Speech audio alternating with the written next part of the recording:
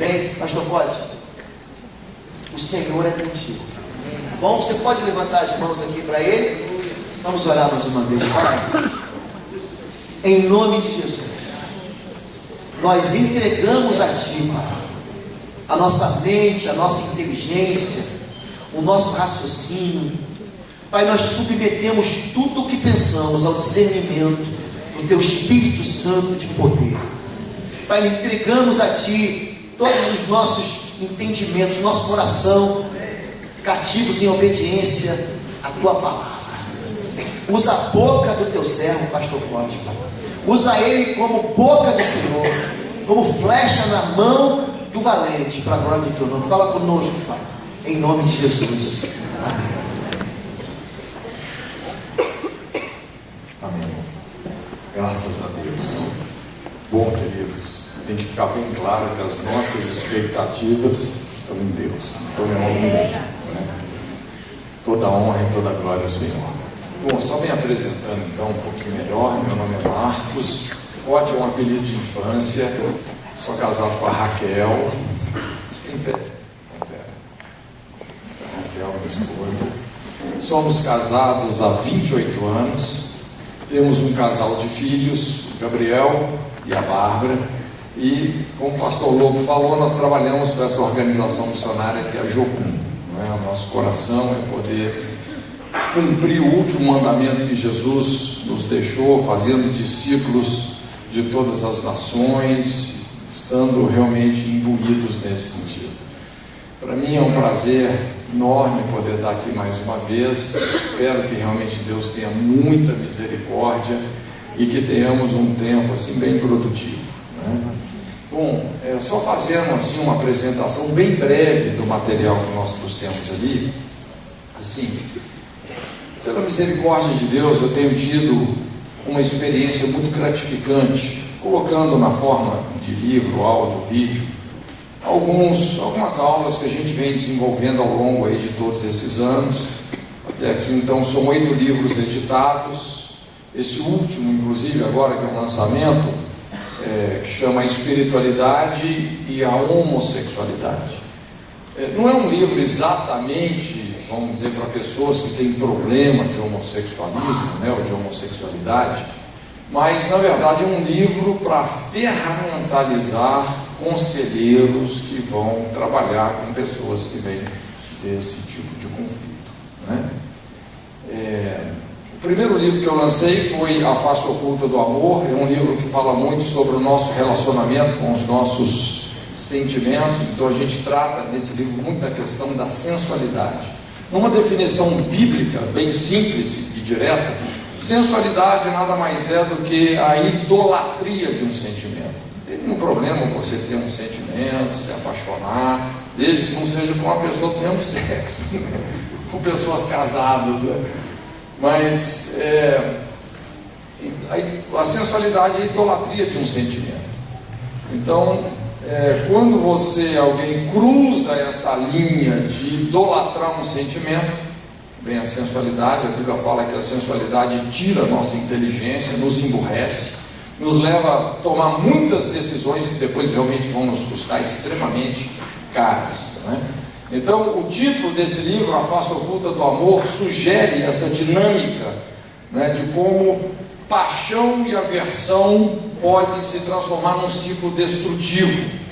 Às vezes, antes do casamento, a paixão desgovernada, tudo em nome do amor e dos sentimentos, e depois que se casa, toda essa paixão agora vira aversão, ódio, ojeriza, divórcio, não é? É o que eu chamo a face oculta do amor.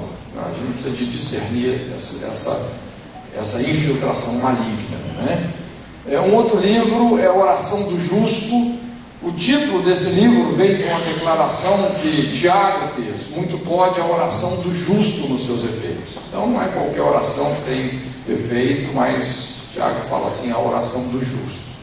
E para a gente entender isso mais profundamente, então a gente trabalha com aquele texto em João capítulo 17, a famosa oração sacerdotal que Jesus fez, o justo, né, e justificador de toda a raça humana. E dessa oração sacerdotal do justo de Jesus, nós tiramos 7 elementos, 7 ingredientes que, quando incorporados ao nosso estilo de vida, realmente revoluciona a nossa intimidade com Deus, não é? Então, se você quer conhecer esses ingredientes, dá uma olhadinha nesse material. Tem também o Avivamento do Odre Novo. É um livro que propõe realmente assim um avivamento consistente, sustentável, não é? Onde a ênfase não está tanto no derramar do Espírito, né? Nós sabemos que tudo depende disso, mas o Espírito Santo é fiel, não é? E ele vem, onde tem um coração quebrantado, ele vem mesmo, né? Mas Jesus nos alerta sobre uma transgressão, dizendo que nós não devemos colocar o vinho novo em odres velhos. Então a ênfase desse livro está no odre, não é? Então a gente trata de muitas questões que envolvem o ministério da libertação, não é? As feridas sociais, os dilemas dos relacionamentos, os cacoetes religiosos, as feridas, as rejeições. A gente trata de uma série de problemas sobre esse prisma da família, não é?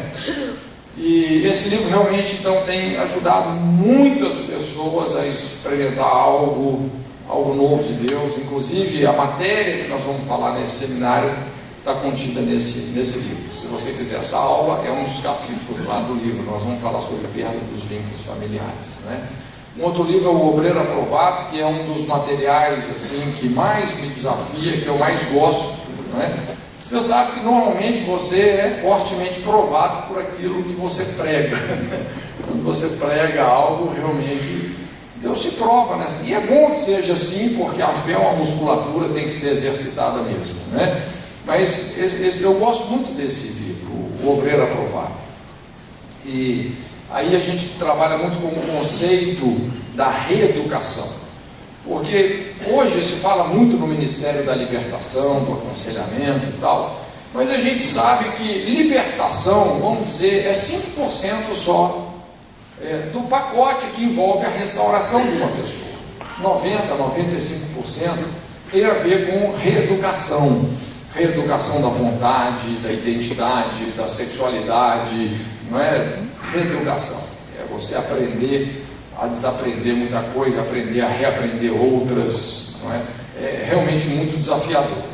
E esse livro, então, a gente trabalha com isso, com a ênfase está no conceito não do obreiro, não do fazer, mas no conceito do aprovado. E só tem uma maneira de você ser aprovado por Deus, passando pelas provas.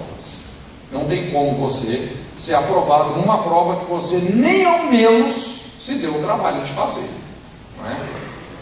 E então, lógico, quando você faz uma prova e não passa, você vai ter que fazer de novo, aquela situação volta, mais cedo ou mais tarde, de uma ou de outra forma, não é? E aí que muitas pessoas entram numa situação crônica, que a gente chama de derrota, não é? Faz a prova, não passa, faz a prova, não passa, faz a prova, não passa.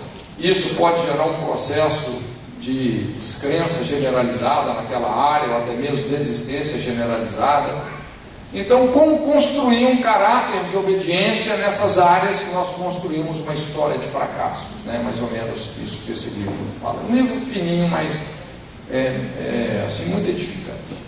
Tem um outro livro também que é Cura e Edificação do Líder, que é um diagnóstico da nossa personalidade através da maneira como nos relacionamos com o conceito de lei e autoridade, né? A maneira como você usa ou abusa da autoridade, de um título, de uma posição, de um cargo. Isso pode revelar muita coisa sobre a nossa infraestrutura moral, emocional. Às vezes é dessas trincas na nossa personalidade, dessas inseguranças não tratadas, não trabalhadas, é que muitas vezes emerge uma liderança tirana que usurpa realmente a graça e a glória de Deus, né? Então a gente lida com um assunto aí muito delicado nesse livro, não se fala muito sobre isso, mas é um dos motivos que mais tem alargado a porta dos fundos de muitas igrejas, que são os abusos espirituais. Você sabe que é muito fácil você usar abusivamente ou fazer coisas abusivas em nome de Deus, não é? Então, esse livro a gente trata dessas questões, são questões bem delicadas e realmente importantes da gente entender e discernir. Um outro livro é Raízes da Depressão. Essa é uma grande lacuna também na nossa sociedade hoje. Eu normalmente, assim, quando eu vou escrever um livro, é aquele princípio da intercessão. Você tem que entrar numa brecha, você tem que fechar uma lacuna, não é? Você tem que dar soluções numa área onde muita gente precisa de respostas, muita gente está sendo destruída, né? E depressão realmente tem sido o mal desse século, mas na verdade a depressão não é um problema mesmo em si. A depressão só é o efeito colateral, né, de que algo já vem morrendo de dentro para fora. Às vezes a pessoa já vem vivendo sistematicamente de uma forma que agride a natureza dela, não é? Então é importante a gente lidar, na verdade, com as desordens encobertas, com as raízes que estão produzindo esse quadro, não é? Por isso que a gente fala aí, raízes da depressão, não é? E eu respeito muito os avanços que a ciência tem feito, não é? Principalmente no campo da bioquímica, psicologia, psiquiatria e tal, mas a gente sabe que o ser humano, ele não é só, vamos dizer, um ser físico, não é? Nós somos um espírito, temos uma alma, moramos num corpo, não tem como separar essas coisas, não é? A gente consegue separar só, vamos dizer, conceitualmente, mas o ser humano, não é? Paulo fala que nós temos que manter em plena santificação corpo, alma e espírito para a vinda do Senhor, não é? Então, quando entra nas questões espirituais, infelizmente a ciência é limitada, é burra, e muitas vezes derrapa numa série de paradigmas incompletos ou errados, né? Então, por um lado, ela ajuda muito, mas por outro lado, é bem limitada. Então, vale a pena sobre esse tema uma abordagem bíblica, pastoral.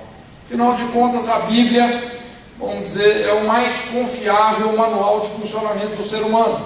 Aliás, eu penso que em todo curso de psiquiatria, psicologia, deveria ser obrigatório o estudo da Bíblia. Isso iria realmente ajudar demais, né? Bom, mas nesse livro aí, a gente aponta algumas raízes que dentro da experiência no aconselhamento a gente percebe que frequenta os quadros depressivos, não é? E a Bíblia fala que nós temos que colocar um machado na raiz de toda árvore que o Pai Celestial não plantou, não é? Então esse livro também tem ajudado, tem ferramentalizado pessoas. Tem o Pastoreamento Inteligente, que é um outro livro também dedicado para pessoas que trabalham no Ministério do Aconselhamento, especialmente nessa área da libertação, não é? Eu sei que o termo libertação é um termo assim um pouco desgastado, acho que de uma certa reforma, até alguns conceitos bíblicos de uma reforma. Quando fala em libertação, a gente já pensa muito em expulsão de demônio, aquela coisa do sai-sai, do quebra-quebra e tal, não é? Mas, na verdade, assim, quando a gente se refere a esse conceito, não é? A gente está lidando principalmente com pessoas que estão na igreja. Então, a ênfase da libertação não tem a ver com expulsão de demônios. Nós não lidamos diretamente com demônios do Ministério da Libertação, não é? Mas nós lidamos com o lixo da alma, não é? Nós lidamos com as feridas, os abusos, não é? As portas de carnalidade, as estruturas de passividade, as iniquidades geracionais, as inimizades, quer dizer, uma série de questões que realmente, vamos dizer, tornam a alma da pessoa convidativa para muita infiltração ou exploração demoníaca. Mas a questão maior, gente, não são os demônios, não é? Se você tem um ambiente saturado com parasitas, a questão não é eliminar os parasitas, mas eliminar aquilo que está realmente trazendo eles para aquele lugar, o lixo que está ali, né? Então, é necessário uma santificação. Então, esses livros, gente, estão aí. A gente tem bastante mensagem ali também, CD, DVD, não é? Eu espero que você não só leia, ouça, mas que você possa também estudar. Espero que você seja um crente bereano, né? A Bíblia fala que os bereanos foram mais nobres porque eles conferiam as coisas das escrituras sagradas, né? Mas você pode, se você quiser também, usar o conteúdo do nosso material para ministrar outros, tenha toda a liberdade, tá? Você pode pegar aí a nossa lenha, você coloca o seu fogo, manda ver, né? A ideia é a gente poder ferramentalizar o corpo de Cristo, né? Amém. Então vamos, mais uma vez, curva a sua cabeça um pouquinho, vamos orar ao Senhor. Pai, nós não nos cansamos de afirmar e reafirmar que a nossa suficiência vem do Senhor. Por isso, tem misericórdia das nossas vidas. Oramos pela inspiração do Seu Espírito neste lugar.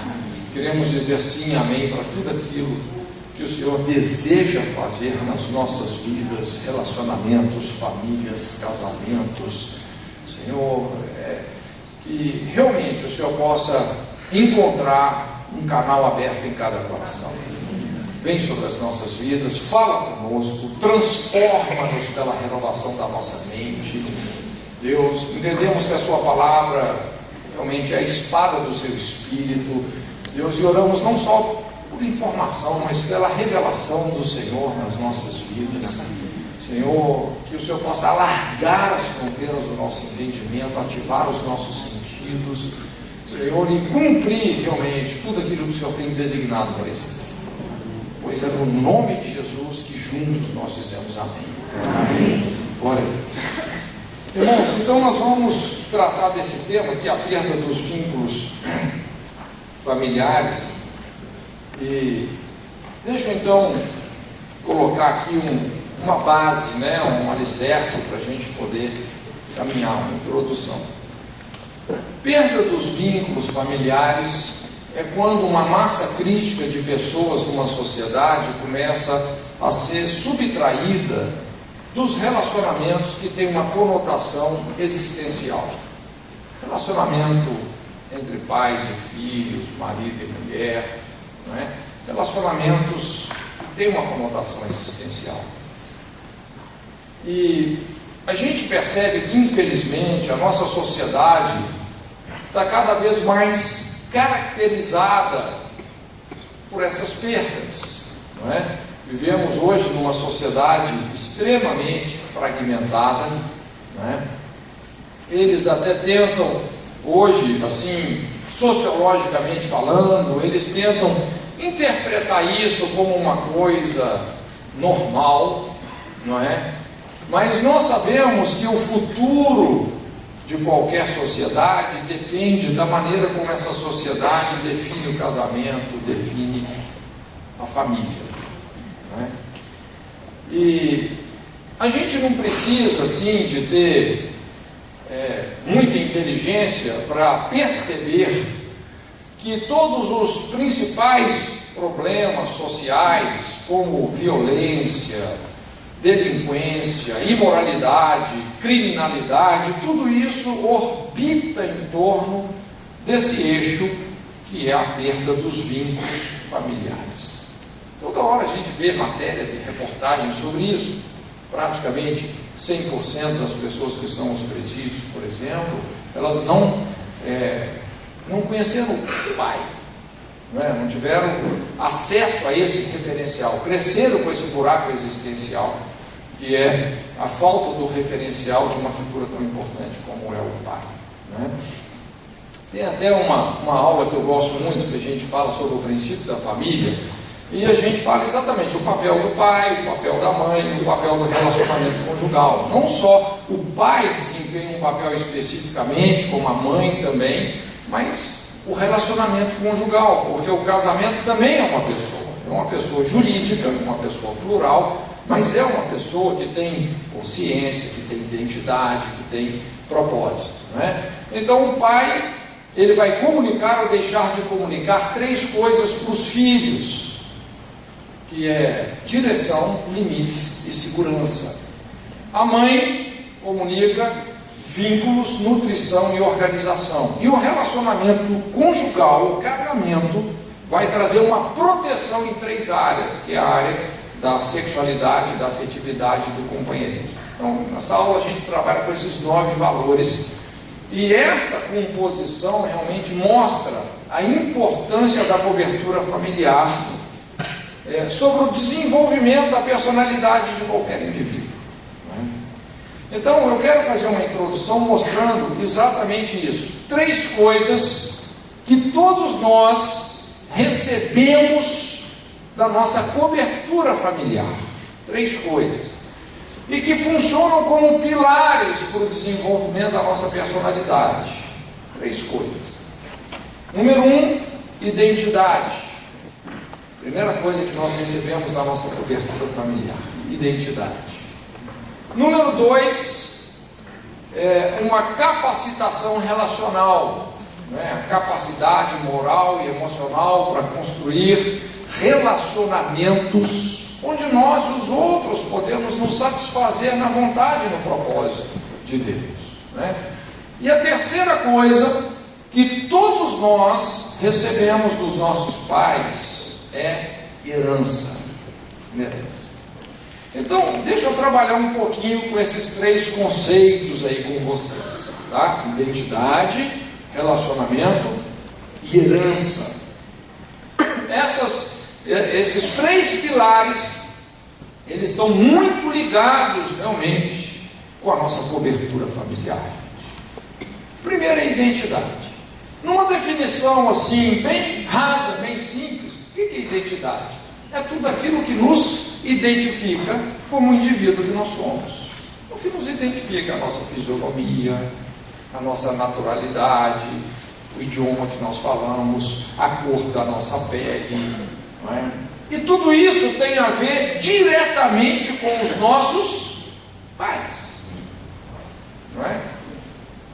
Aquilo que nos identifica, de certa forma, tem a ver com os nossos pais.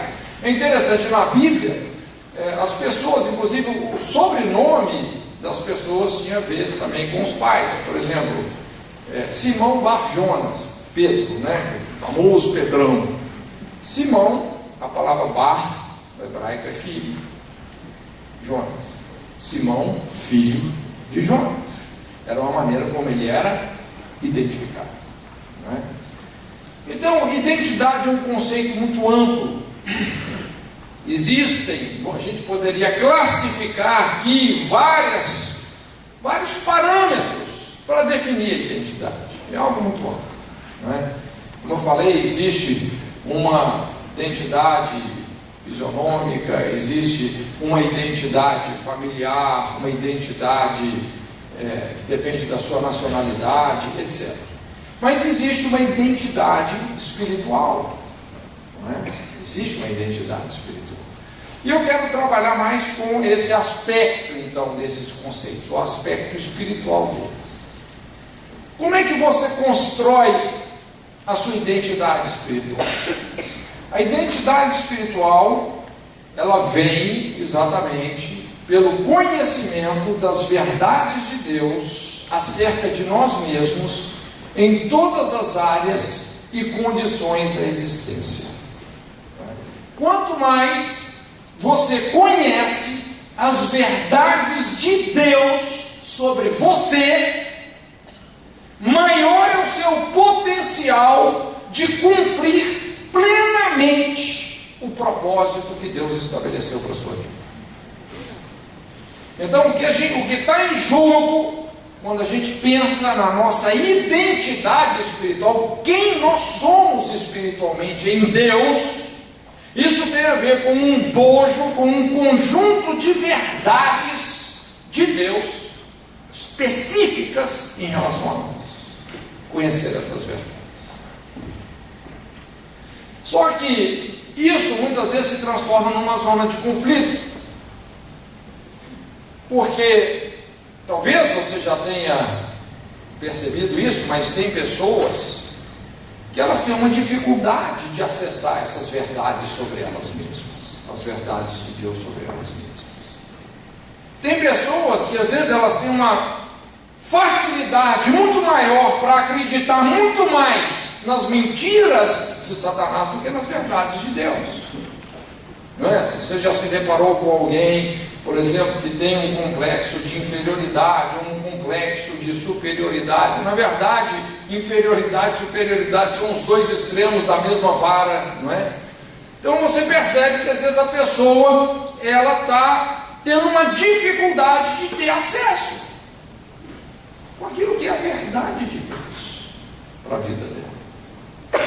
E o que a gente observa, vamos dizer assim, no exercício do aconselhamento, é que normalmente pessoas que vieram de uma cobertura familiar equilibrada, ajustada, não é? Vieram de uma cobertura familiar funcional. A gente sabe, não existem pais perfeitos, né? Todos nós cometemos tantos erros, mas tem casais em cobertura familiar que é funcional. Essas pessoas, normalmente, sempre tem as exceções também, mas normalmente elas vão ter uma facilidade muito grande de acessar as verdades de Deus sobre elas. Rapidinho, elas já sabem onde elas querem chegar na vida. De outra forma, pessoas que vieram de uma cobertura familiar disfuncional, por exemplo, caracterizada por alcoolismo, abusos, não é? Abusos verbais, morais, sexuais, um lar caracterizado por abandono. Normalmente essas pessoas acabam desenvolvendo bloqueios em relação a conhecer em Deus quem ela é. Tem um bloqueio, tem uma dificuldade. Como eu disse, às vezes a pessoa ela vai ter uma facilidade muito maior para acreditar muito mais em algo que não é verdadeiro. A mente dela fica vulnerável a muitas vãs imaginações, suspeitas, inclusive em relação a ela mesma. Então, o que nós chamamos uma crise de identidade.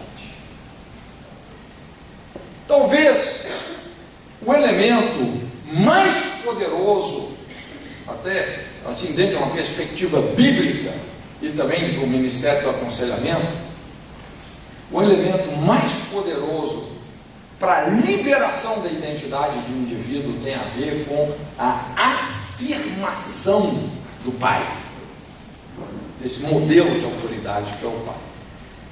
Quando a gente olha, por exemplo, o ministério do próprio Jesus, quando ele iniciou o seu ministério, Jesus era um cara tão resolvido, apesar de ser o Filho de Deus, ele se submeteu ao batismo de João. Ele não teve nenhuma dificuldade, não é, em se submeter humildemente a João Batista. Foi batizado no Jordão, e ali algo aconteceu. Sempre quando nós nos humilhamos, nos submetemos, o céu se abre, não é verdade? E o Espírito Santo desceu na forma corpórea de uma pomba sobre Jesus. E de repente, a voz do Pai rasgou os céus, dizendo: este é o meu Filho amado, em que eu tenho prazer. Afirmação do Pai. É muito interessante que logo após isso, o próprio Espírito Santo que veio sobre Jesus o conduziu ao deserto para ser tentado. Irmão, sempre tem fases da nossa vida que o Espírito Santo vai nos levar a um processo de sermos tentados. Caráter é como ouro, tem que ser provado. Nós temos que passar por isso. Veja bem, não foi o diabo que levou Jesus para ser tentado pelo diabo, foi o Espírito Santo. O Espírito Santo levou ele lá para o deserto. Primeira tentação: se você é o Filho de Deus. Identidade. Não é? Nós falamos, o elemento mais forte da identidade tem a ver com filiação. Qual foi a última coisa que o Pai tinha dito para Jesus? Tu és o meu filho. O que o diabo está dizendo agora? Se tu és o Filho de Deus, transforma essas pedras em pães, faz um milagre, demonstra no seu ministério algo de sobrenatural. Veja bem, quando a gente assim pensa nesse conceito da identidade, existem várias coisas, vamos dizer assim, que determinam um conflito de identidade. Uma das principais é a autoafirmação. Normalmente, toda pessoa que tem a necessidade de se autoafirmar em algo é porque, no fundo, ela está movida por insegurança. Porque quando você é algo ou alguém, você não precisa te provar para mim. Você é. Mas quando você precisa provar que você é, às vezes, a sua insegurança está falando. Essa é a voz da ferida, da coisa não resolvida. Quando um líder precisa dizer, eu sou líder aqui, eu que mando. Às vezes já deixou de ser. Você pode ser até um chefe. Então, autoafirmação. Essa foi a sugestão. Aí Jesus falou, olha, Satanás, não tem que fazer nada para provar quem eu sou. Não é? Muito menos para você. Eu fico com a palavra que o Pai me deu. Eu disse, nem só de pão viverá o homem, mas de toda a palavra que vem da boca de Deus. Deus, meu filho. O que eu quero dizer é que quando você tem a afirmação do Pai, isso realmente abre um acesso para você, em Deus, saber quem você é. Isso abre esse acesso. Agora, se ao invés de você ter a afirmação do Pai, você teve abandono, você teve blasfêmia, você teve abuso. É por isso que hoje a gente vê tanta gente, até em nome de Deus, o cara querendo fazer assim mirabolismo no culto para provar o que é e o que não é. Aquele peso. São pessoas que estão num conflito de identidade. Então, a primeira coisa que nós recebemos na nossa cobertura familiar é a identidade. Espiritualmente falando, identidade é o conhecimento das verdades de Deus acerca de nós mesmos em todas as áreas e condições da existência. Segunda coisa que nós recebemos da nossa cobertura familiar, relacionamentos. Isso, obviamente, tem a ver com a nutrição, porque a família funciona como um útero. A cobertura familiar, ela serve para nos proteger, nos guardar, nos nutrir. Né? Então, quando a gente pensa em alguns princípios como confiança, proteção, confiança não é um conceito que cai de paraquedas. É difícil ser construído, é fácil ser perdido.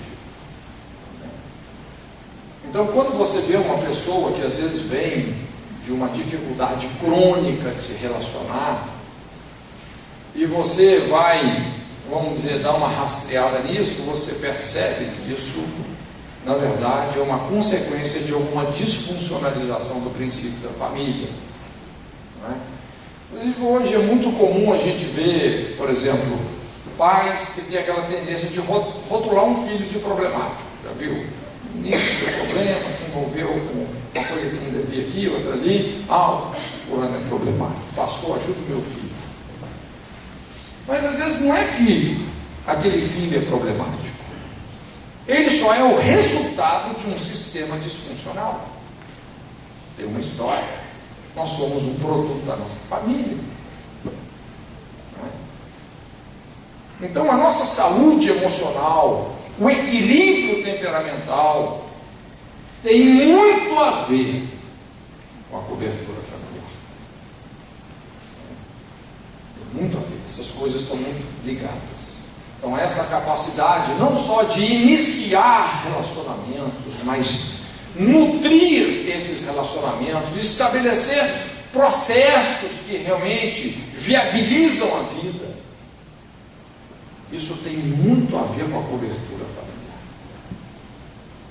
Relacionamentos. É comum, às vezes, a gente ver pessoas que a gente enquadra até naquela parábola do Jotão. Não sei se você já leu na Bíblia a parábola de Jotão, a parábola do espinheiro. É só um espinheiro, não é?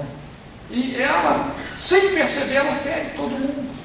Ela tem um jeito que ela machuca os outros, porque ela cresceu dentro de um sistema, não é, onde ela foi tão agredida, tão rejeitada, que aquilo se tornou normal para ela, não consegue perceber.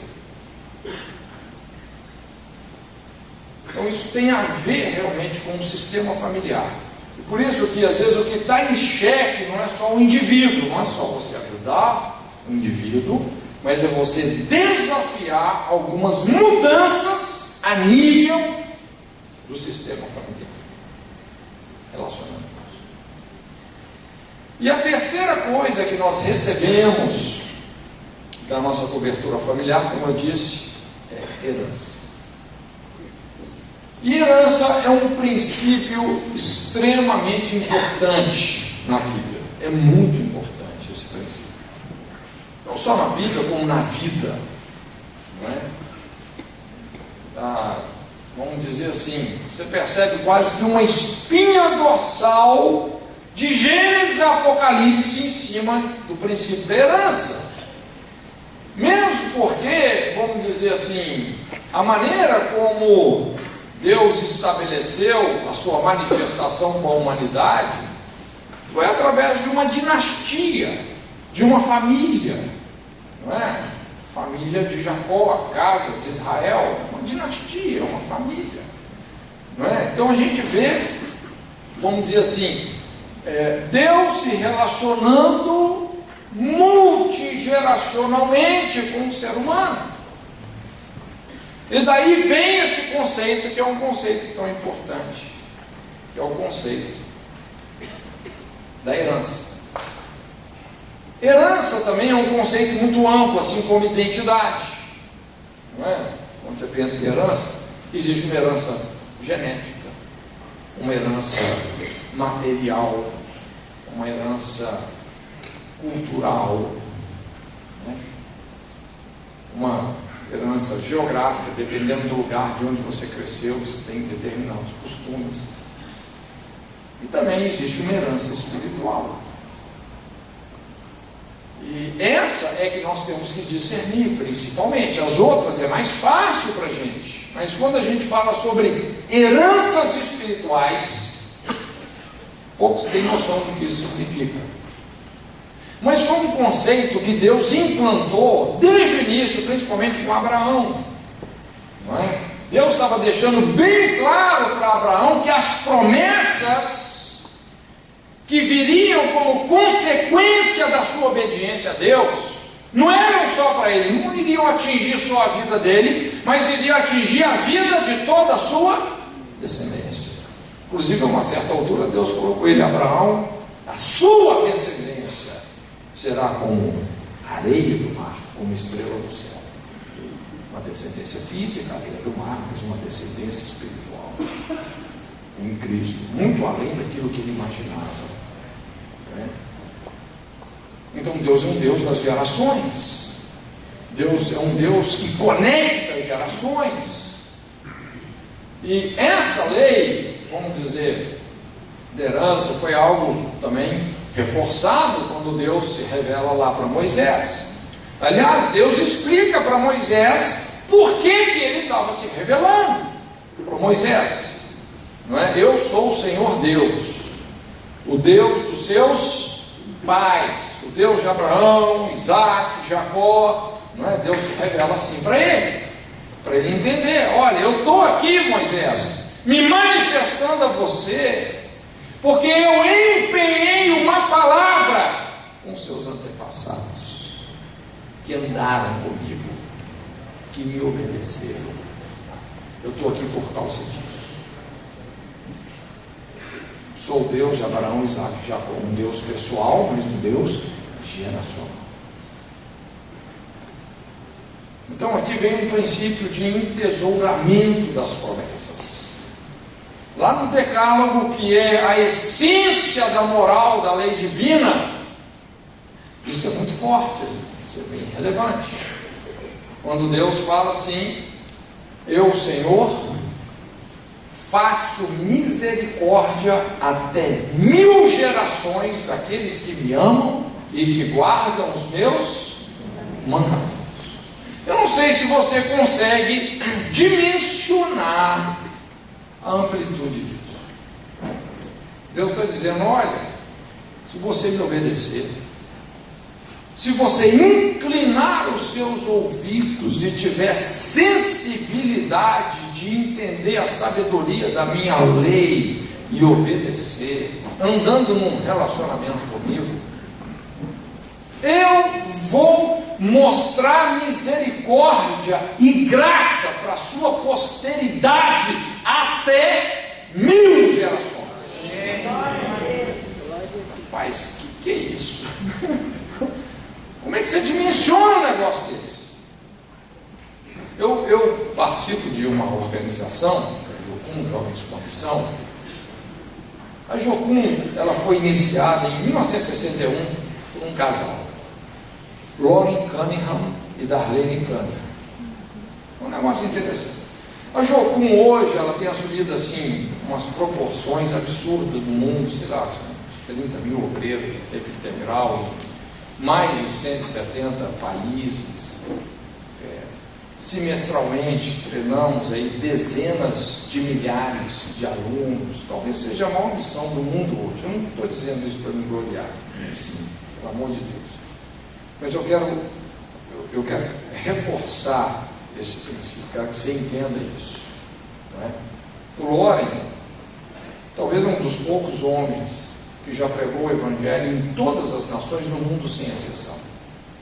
Esse, inclusive, um país novo que começou ali na África, perto da Etiópia, ali. Até lá ele já foi. E ele vem, os pais do Lauren, o pai do Lauren, ele vem de 5 gerações de pregadores do Evangelho.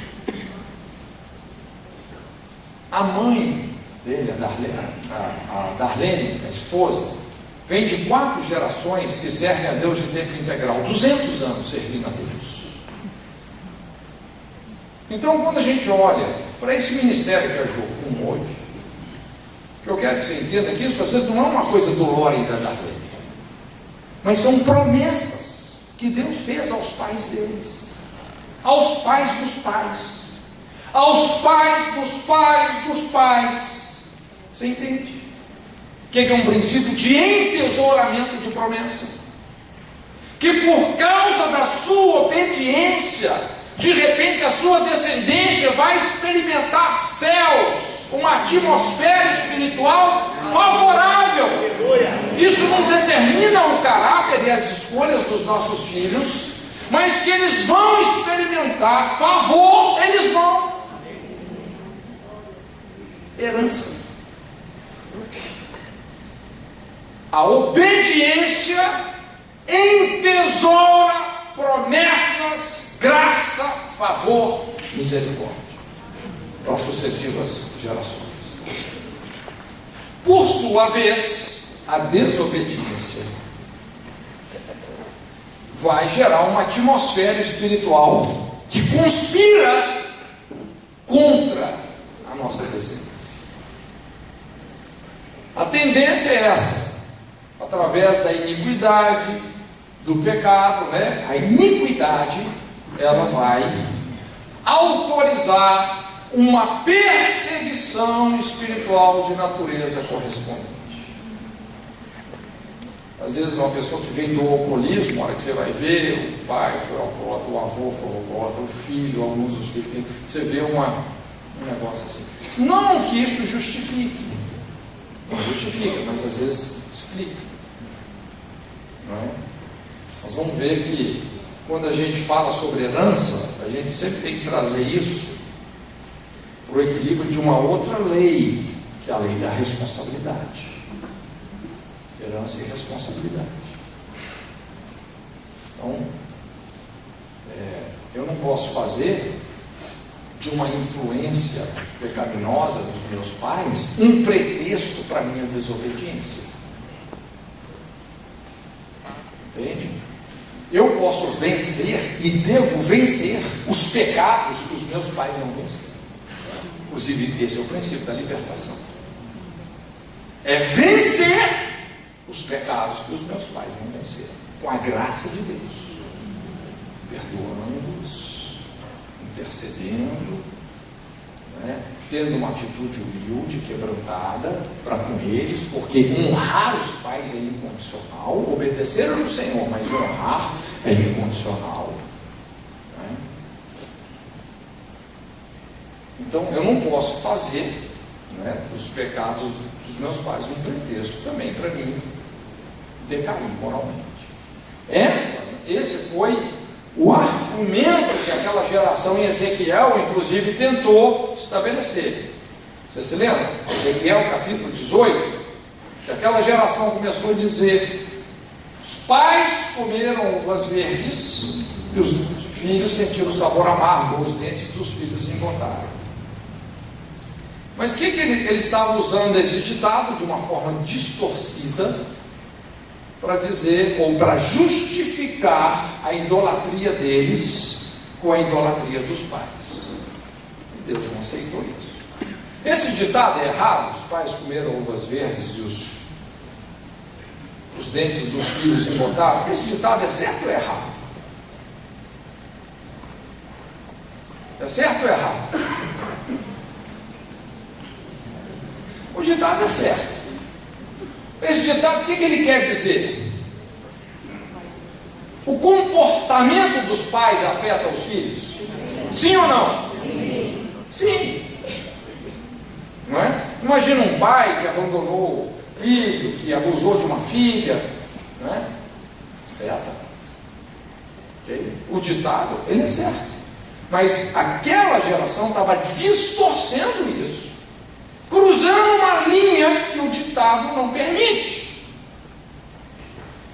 Ou seja, aquela geração estava tentando se justificar dos seus pecados, jogando a culpa dos antepassados. Isso Deus não aceita.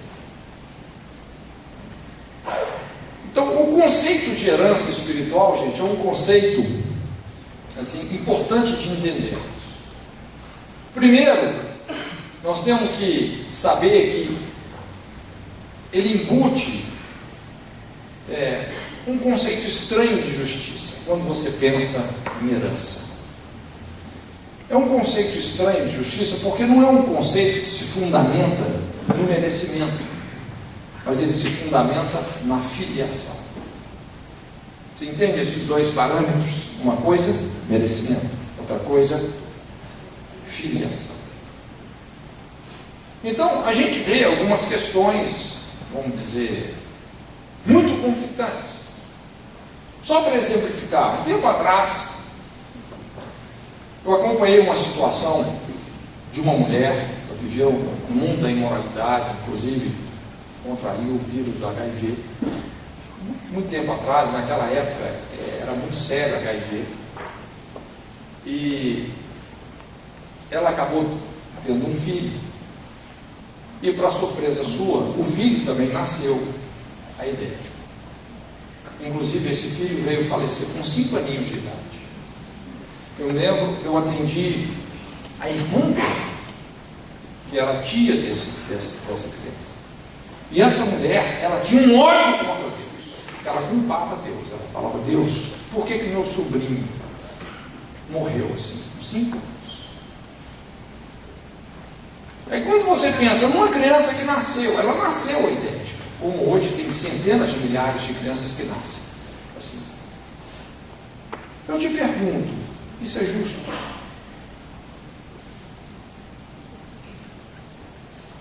Isso é justo? Sim ou não? Mas se você fala que não é justo, então Deus está sendo injusto.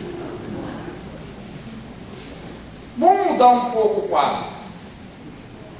Imagina ser filho único, filha única. Seus pais foram pessoas muito bem-sucedidas na vida, com muito trabalho, muito esforço, muita competência, construíram um patrimônio enorme. Vamos dizer, olha, eles morrem, para quem que vai ficar todo esse patrimônio? Para você. É justo. Você mereceu? Você suou, você trabalhou, você foi competente. É justo?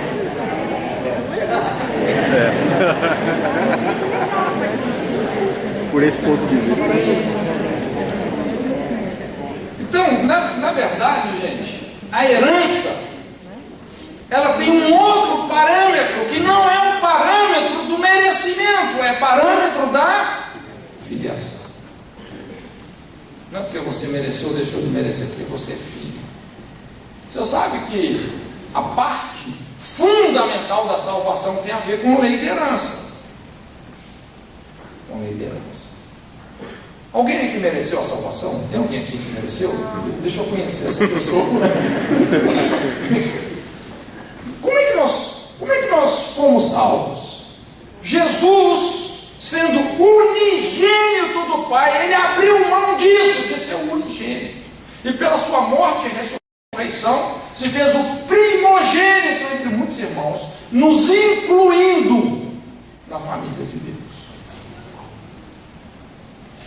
Nos fez herdeiros de Deus, co-herdeiros como Cristo Messias. Por herança. É também por responsabilidade, porque aquele que perseverar até o fim, esse será salvo. Não é verdade? Nós não podemos, não é porque a salvação é de graça que quer dizer que ela é barata, não. Ela é cara. E o princípio da fé vem de fidelidade, vem de correspondência, vem de confiança, fiar. Mas o princípio da herança é um princípio fundamental. Fundamental. E aqui entra a questão do pecado, que é o que a gente normalmente tem que lidar. Todo pecado ele vai produzir basicamente duas coisas. Primeiro, uma culpa. A partir do momento que você transgride uma lei, que você viola uma lei, você fez o quê? Culpado. Você vai ter que responder por aquilo. Não é? Então, o pecado gera uma culpa pessoal. Pessoal, é intransferível. A culpa é intransferível. Se você transgredir uma lei, não é? É uma culpa intransferível. Você vai ter que responder por aquilo. Mas também todo pecado gera consequências coletivas que atingem outros. Inclusive, gente, lidar com a culpa do pecado não é difícil.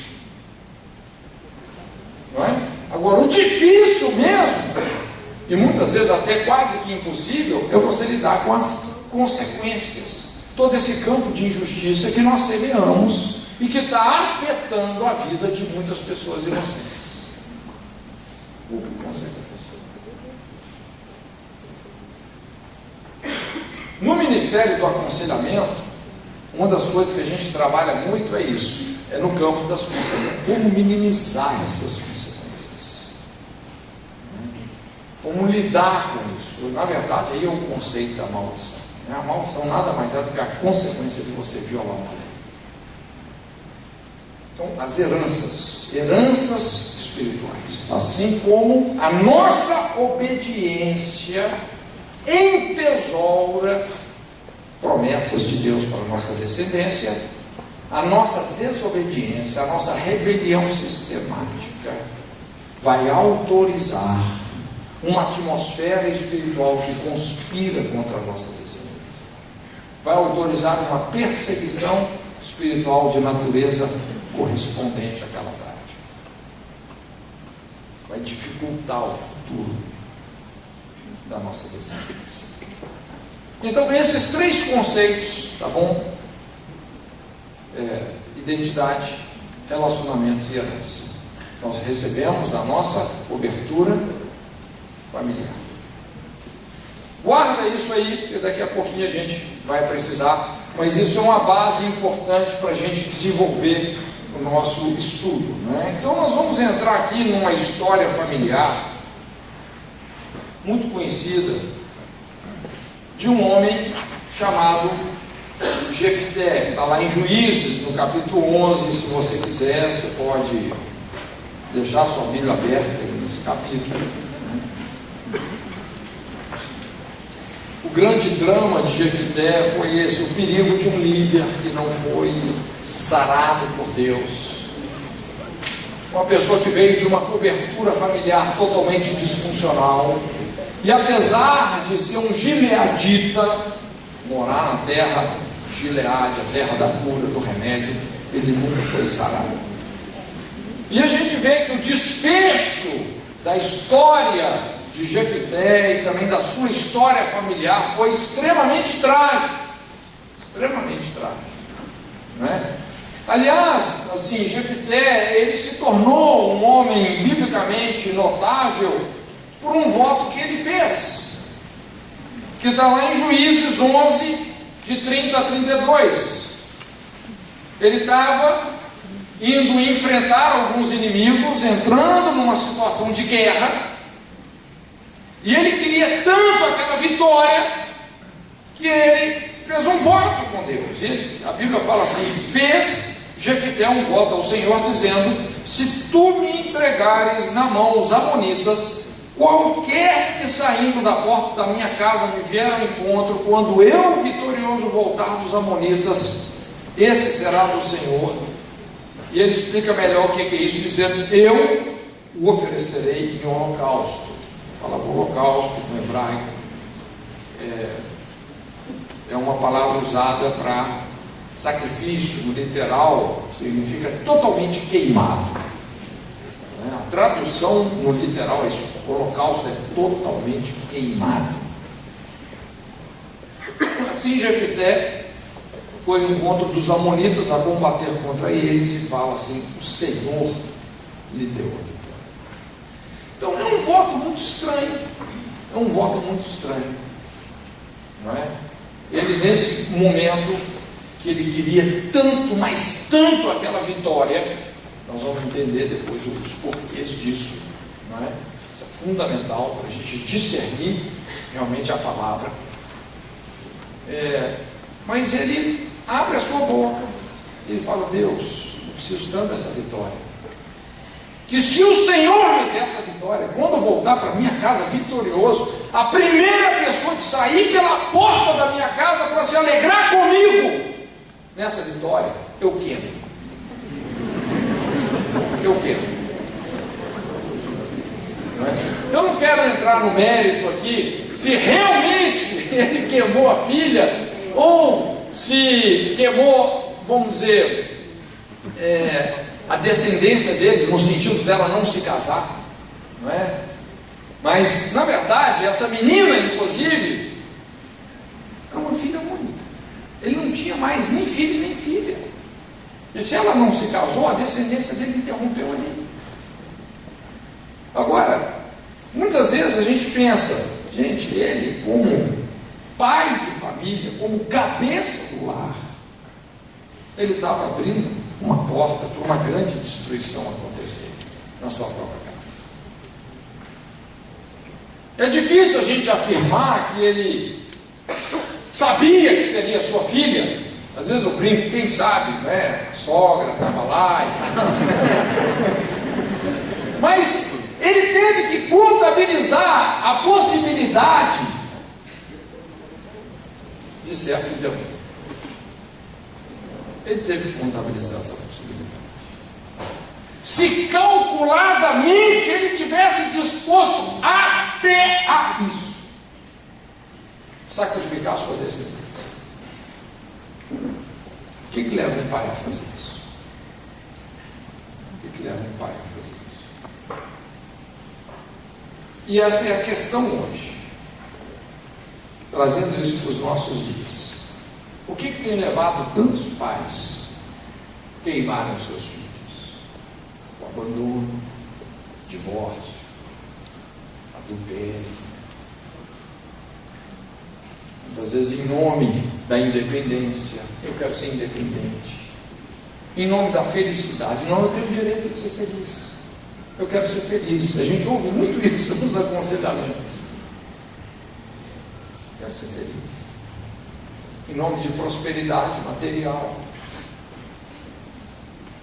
Queima os filhos. Então vamos dar um mergulho na alma desse homem de Jefté. Vamos entender algumas entrelinhas que estão nessa história, né? A Bíblia tem uma capacidade fabulosa de sintetizar as coisas. Às vezes a história de uma vida ela coloca em 3 linhas, como a gente observa no versículo 1 de Juízes 11. Era então Jefté o gileadita, homem valoroso, porém filho de uma prostituta. Gileade era o pai dele. Então é interessante, nesse único versículo, a gente vê informações assim relevantes sobre Jefté. Quando você lida com aconselhamento, tem 2 campos que é muito importante, assim, uma investigação quando você está lidando com certos problemas, né?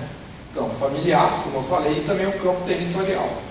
Muitas vezes, família e território determina quase tudo na vida de uma pessoa, né? Onde ela nasceu e a família de onde ela vem. E é exatamente esse texto está mostrando isso, não é? Quem era o pai, quem era a mãe, está mostrando de onde ele era. E é interessante que quando você olha para esse versículo, eu consigo enxergar uma radiografia da alma de Jefté, onde a Bíblia compara a vida dele com uma balança. Pensa assim numa balança de 2 pratos. A gente vê aqui um prato com coisas positivas, um prato com coisas negativas, onde tudo realmente descamba, não é? O ponto intermediário é esse porém, é o pino da balança, né? Então no primeiro prato da balança, vamos dizer, a gente vê uma série de coisas favoráveis. Ele era gileadita, morava na terra do bálsamo, ali era um lugar extremamente abençoado. Gileade era uma cidade famosa pela destreza, força, saúde dos seus filhos. Ele também era um homem corajoso, valente, um grande guerreiro, um homem que sabia superar os seus medos. Aliás, medo acho que era uma coisa que ele meio que desconhecia. Tinha um excelente potencial de liderança. Em qualquer situação a gente percebe como que a liderança de Jefté se despontou a tal ponto de depois ele ser convidado pelos anciãos da nação. Servia a Deus também com muita seriedade. A Bíblia fala que ele era valoroso, um homem de palavra. E não é difícil nos identificarmos com esses aspectos positivos da vida de Jefté. Eu creio que todos nós aqui temos estado numa igreja abençoada, numa Gileade, é verdade, onde os ribeiros de azeite estão correndo, a palavra de Deus está fluindo. Temos também o fôlego e a disposição de servir ao Senhor. Há um grande potencial de liderança na nossa vida. Eu olho para um grupo como esse, eu fico pensando, puxa vida, quanto potencial de liderança não está represado aqui. Quantos projetos que vão impactar essa geração não vão sair daqui. Amém. Não é? Tudo isso, tal como Jefté. Só que a Bíblia fala, porém. Aí veio o segundo prato da balança. Era filho de uma prostituta. Era filho de uma prostituta. Eu vou te falar um negócio. Não é fácil dormir com esse barulho, não. Não é fácil, não. Eu digo isso porque a gente conversa com muita gente. Hoje, infelizmente isso é normal, jovens, adolescentes, falam assim, pastor, lá em casa é difícil. Porque minha mãe, cada semana ela está com um namorado diferente, cada dia traz um carinha diferente para dentro de casa. Você sabe que hoje já não existe mais prostituta hoje. Hoje é só profissional do sexo. Então essas coisas parecem assim que elas estão normais, só que na cabeça de uma criança, de um adolescente, você não imagina a torção que isso dá. Tem algumas questões assim que eu faço, que eu chamo assim uma pesquisa informal. Veja bem, isso é um princípio científico da observação. Só que eu não fico anotando, eu presto atenção, eu faço uma pesquisa informal. E uma das conclusões que eu tenho chegado é a associação da imoralidade da mãe com a distorção da sexualidade na vida, principalmente do filho. É impressionante como a imoralidade da mãe distorce profundamente a sexualidade do filho. A gente até explica um pouquinho isso nesse livro sobre a homossexualidade. Essa perseguição homossexual que muitos estão sofrendo precocemente. Bem, você sabe que 95% dos fatores que determinam a homossexualidade vem por herança espiritual, gente.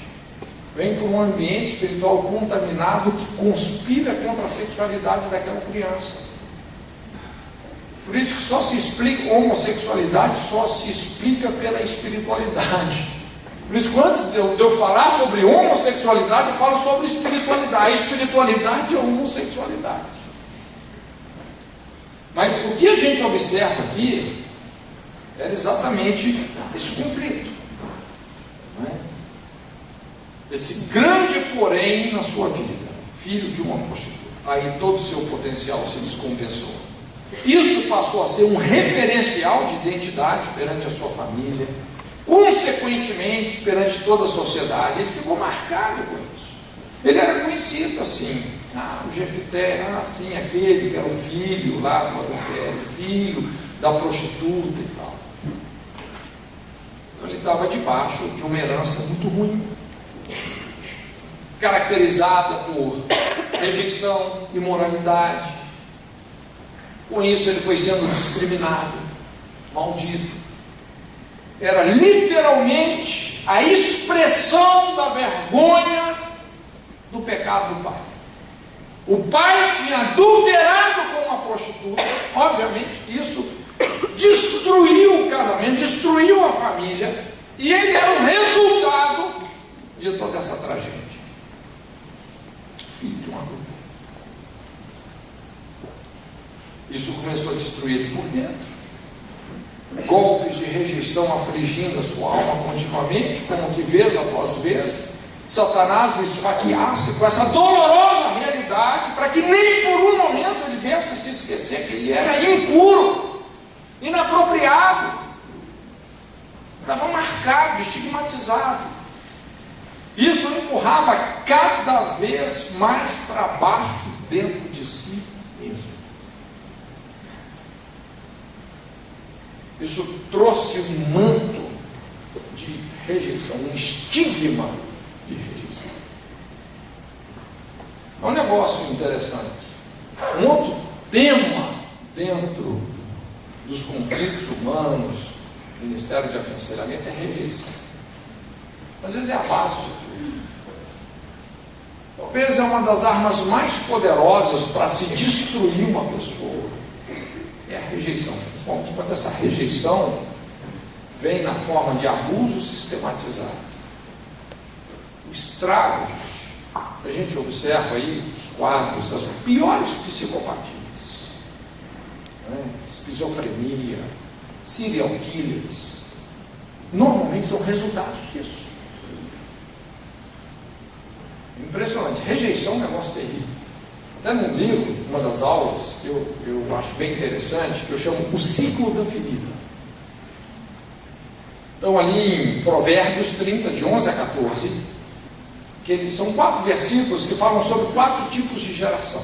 Faço uma aplicação mostrando o processo, como se constrói uma ferida. Então, resumindo bem, eu falo o processo da abertura da ferida, o processo da espiritualização da ferida, o processo da compensação da ferida e, por fim, o processo da propagação da ferida. O primeiro processo é a abertura da ferida. Como é que se abre uma ferida emocionalmente, moralmente falando? Cada vez que uma carga de rejeição, injustiça, traição é oferecida e a pessoa reage com rebelião, de maneira ativa ou passiva, ou seja, ativa é quando a pessoa é rejeitada e reage rejeitando, violentamente, agressivamente, não é? Ou passivamente, outros são passivos. A pessoa é rejeitada e ela reage acreditando na rejeição. Ah, eu não sirvo mesmo, não presto, não sou ninguém, não sou nada, não sei o quê, Sempre que nós falhamos em lidar com a rejeição, e talvez esse é um dos níveis mais elevados de tentação que a gente pode passar, é a rejeição. E toda rejeição é uma falsa profecia. Tem que ser julgada, tem que ser crucificada. E para você discernir essa falsa profecia e crucificar, você tem que perdoar. O princípio mais poderoso quando a gente fala de saúde emocional é perdão. Rejeição é isso aqui, é um cisquinho perto do princípio do perdão. Perdão é um negócio poderoso, gente. Poderoso. Mas quando nós sonegamos o perdão e nos rebelamos diante das rejeições, ativa ou passivamente, abriu a ferida. Abriu. Machucou.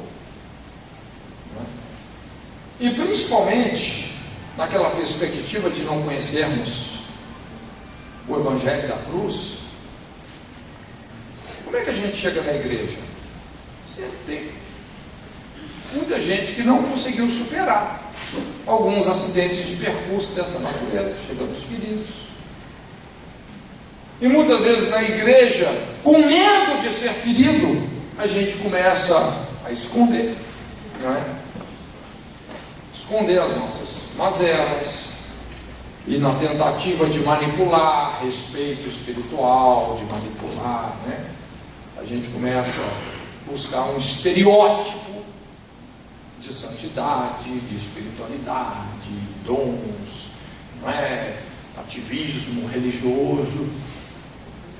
No fundo, não é? Para esconder o que está lá dentro. Eu chamo isso o processo da espiritualização da ferida. Ao invés da gente simplesmente se abrir e falar, gente, olha, eu estou com conflito, eu preciso de ajuda, eu estou sofrendo mentalmente, eu estou sofrendo emocionalmente, tem situações que eu não estou conseguindo vencer, eu ainda, de fato, não perdoei, não fiz isso, não fiz aquilo. Não, a pessoa começa a entrar num processo inspirado, normalmente por esse medo de ser mais ainda ferido, espiritualizar o quadro. Começamos a viver de um exterior. Criamos uma imagem, não é? Que nós queremos que os outros tenham de nós, quando na verdade nós não somos nada daquilo. E eu vou te falar, esse negócio funciona, pelo menos por um tempo funciona, você convence muita gente. E às vezes funciona tanto que isso pode te levar até uma plataforma de liderança. Não, é benção, você viu? Faz, tal, acontece, não sei o que, prestativo, não é? E muitas vezes ele chega numa posição de liderança. E quando chega na liderança, aí essas feridas vão começar a falar. Aí vem uma liderança centralizadora. Às vezes é comum a gente ouvir pessoas que falam assim, pois é, agora que eu sou o líder, agora é minha vez de descontar nos outros. Alguns realmente, não, cara, ele não entendeu nada do Evangelho. Mas dessas feridas, dessas inseguranças não tratadas, como eu disse, emergem uma liderança tirana, centralizadora, controladora. Quando alguém começa a despontar mais do que ele já se sente ameaçado. É a compensação da fé. E por fim, vem a propagação. Ou seja, um líder ferido, gente, vai machucar muita gente. Vai achatar o crescimento, vai mutilar a diversidade, vai dificultar as iniciativas. Está realmente na contramão do crescimento qualitativo. Muita gente vai ser destruída, pode ser destruída nesse processo. Agora, onde que começou tudo isso? Rejeição. Tudo na rejeição.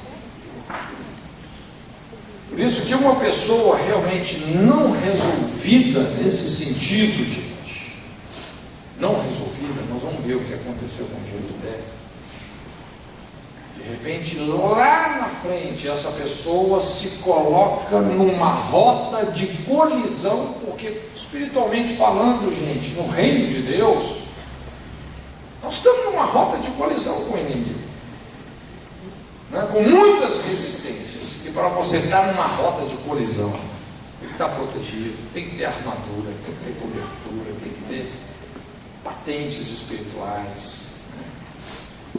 E quando você colide sem isso, você acerta o inimigo, mas o inimigo te acerta mais bem acertado ainda que se acertou. É o que a gente chama de uma retaliação.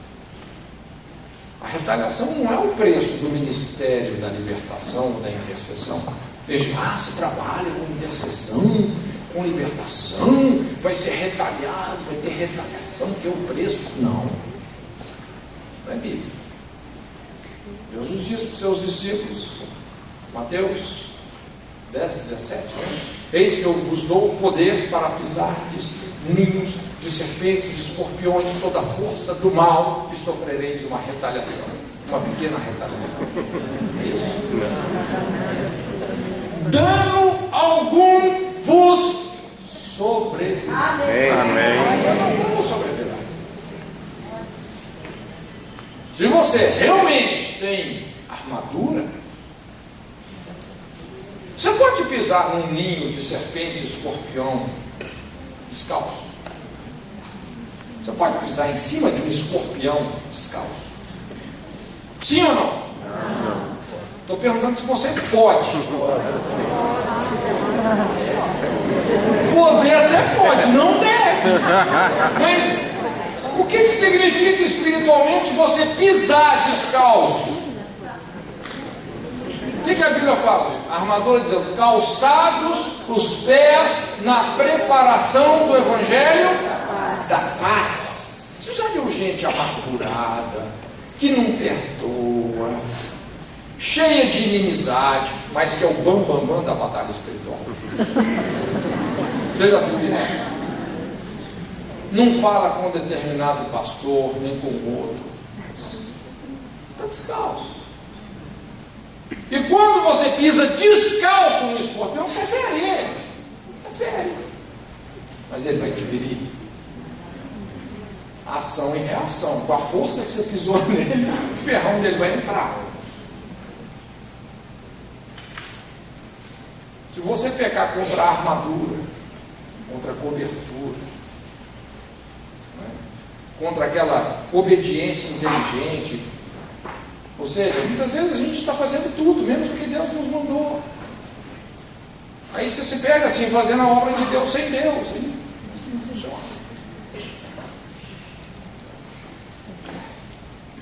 Mas quando a gente olha para esse quadro de Jefté, o que a gente observa foi exatamente isso. O cara machucado, ferido, nós vamos ver aqui com os relacionamentos em colapso, não é? Que se coloca numa rota de colisão contra o inimigo. Ele realmente, nós vamos ver, ele ganhou a guerra, mas depois ele perdeu a família, perdeu a descendência. Ele sofreu ali uma perda que não tem nada que compensa, nenhuma vitória compensa esse tipo de perda que ele sofreu. Inclusive, 7 anos depois, a Bíblia fala que ele simplesmente morreu. Esse cara sumiu do mato. Aquele líder palito de fósforo. O cara levanta, depois queima tudo, não sobra nada na estrutura. Não, mas aquele cara que se levantou, cadê ele? Já não está mais. Não tem essa consciência. Então, essa é uma realidade que a gente observa muito hoje, e é lógico, assim, a gente olha para essas situações com muita compaixão. Né? Mas líderes como Jefté, vamos dizer, isso tem sido uma parábola na vida de muitos líderes dessa atual geração. Mas eu creio que nós podemos mudar o destino de muitos. Amém. E trazer respostas espirituais para esses problemas sociais, para os dilemas que nós vivemos também sociologicamente nessa atual geração. Bom, nós vamos dar um intervalozinho antes da gente aprofundar um pouco mais o prego aí. Daqui meia hora a gente continua, se Deus quiser.